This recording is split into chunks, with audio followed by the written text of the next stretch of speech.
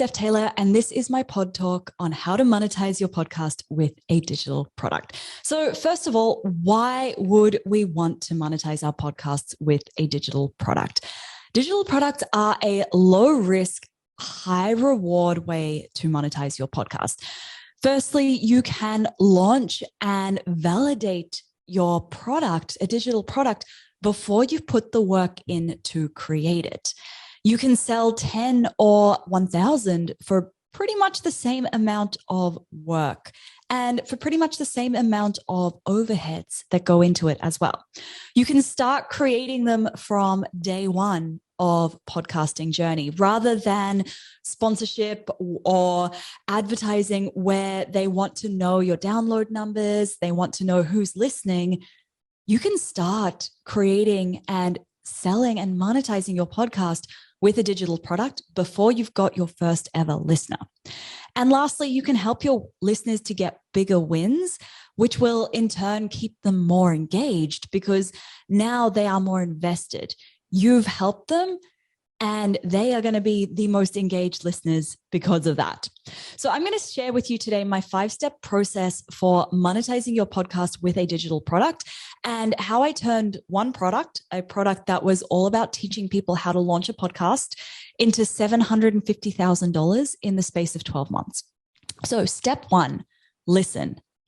This is the best way to come up with ideas. But as podcasters, we're so used to doing the talking that we don't often stop to listen to our listeners. And I know that can be really challenging, especially because of the way that podcasting is designed, where it is that one-way conversation. But we need to ask our listeners to connect with us outside of the podcast and then find out, what do you need help with? It really helps here to pay attention to what people are asking you over and over and over again. Because if they're asking you over and over and over again, this is a really big hint that you can potentially help them with a product for this. It might be something that comes easily to you, the idea for this product. For me, when somebody said, hey, Steph, help me launch a podcast, help me launch a podcast, help me launch a podcast, I thought, this is something that's actually really easy, but other people struggle with it. And that's the sign that that's a good product to potentially create.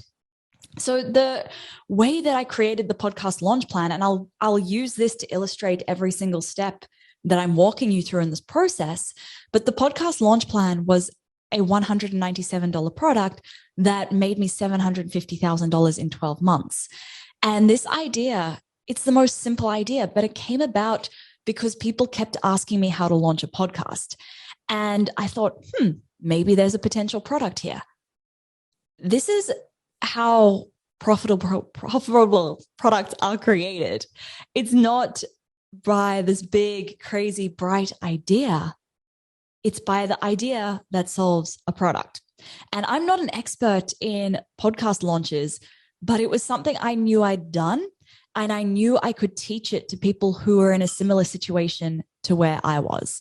You don't need to be the expert to teach what you are teaching. Step 2 is ideate.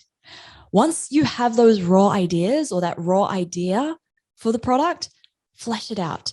The best ideas for digital products right now in 2022 are ones that are solving a problem or delivering a transformation. They are solving this problem or they are delivering this transformation as quickly and as easily as possible. People don't want more content. In the past, yes, people might have wanted more content, but now we have more free content than we have hours in the day. So people want something that's going to help them to get those results as quickly as possible, not something that's just going to be content that they can consume for content's sake. So what is that exact outcome you are promising somebody? And how can you deliver it in a way that gets them that outcome as easily as possible? Is it a group program? Is it a membership? Is it an online course, an ebook, templates, an audio training series, a paid newsletter? What format do people want it in? What format does it suit you best to deliver it? And how can you help them to achieve that transformation or solve that problem in the quickest way possible? Now, with the podcast launch plan, I initially launched it as a group program because I knew this was the easiest way I could deliver it. I didn't need to create anything ahead of time. I didn't need to invest all this time into creating a course or an ebook only to discover that nobody wanted it. And I really was at a point in my business where I needed cash quickly. So I thought, a group program, this is going to be the best way to deliver it, at least for the first round, because I can now teach it to them week by week. I can do it in a small, intimate setting, and I can help them to workshop their struggles. So that was why I decided to launch it as a group program. Now, step 3, validate. So with that podcast launch plan group program, what I actually did was I had a fairly sizable email list at this point, and I launched it to them. I said, hey, here's this group program. I'm running it on this date. I'm taking 10 people. This is how you can sign up. I ended up only selling 2 spots. This is despite having more than 10 friends ask me to help them launch a podcast. And the moral of that story is that until people put their money where their mouth is, you don't have a validated product idea. So what I then did was I got out there and I started talking to these people who had asked me for something to teach them how to launch a podcast. And I asked them, why didn't you sign up for the group program? This is where I got the best insight. And everyone thinks that validation is just checking whether people want your idea or not. But to me, validation is a whole lot more, because it expands our minds to what people want and what people need beyond what we've considered.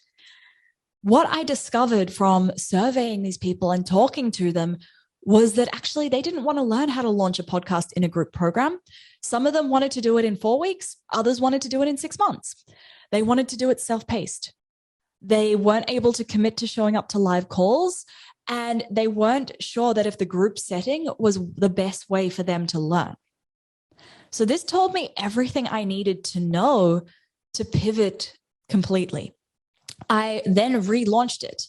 I said, okay, great. Here's a step-by-step Trello board, not even an online course, self-paced Trello board with every single step you need to tick off to launch a successful podcast. I launched it again and people bought it. So then I created it, which brings me to the next step, creating it. Now, creating it, what is the simplest way you can get it out there? For me, the simplest way was this Trello board. Bells and whistles can come later. You don't need to pre-record. You don't need to hire a videographer. You don't need to do all of the fancy things. If you can teach it live the first time, great. If you can put it together in a Trello board, great. Get that minimum viable product out there and focus on the bells and whistles later, rather than getting so caught up in getting it perfect the first time.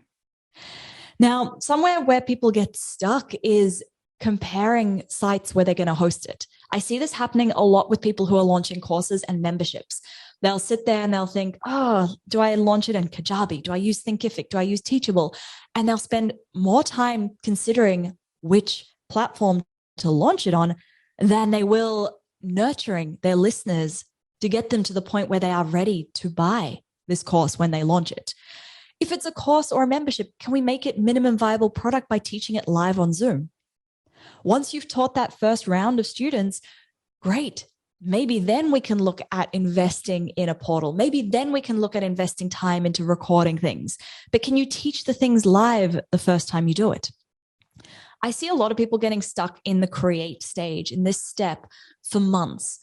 And this is the simplest part. That should be the simplest part, is creating it. The hardest part is selling it. The hardest part is finding out what people want and delivering that to them, meeting them there with the messaging. Once we've found out what people want, creating it should be a breeze. Don't get stuck here for months. Remember, the longer you spend at this stage, the longer it's going to take for you to help people, to have that impact. And rather than waiting for it to be perfect, remember that something that's 70% perfect is going to help a heck of a lot more people than something that is 100% perfect and never launched, because as you know, you and I know, nothing's ever going to feel 100% perfect. So that was why I launched a Trello board. I could have created a course.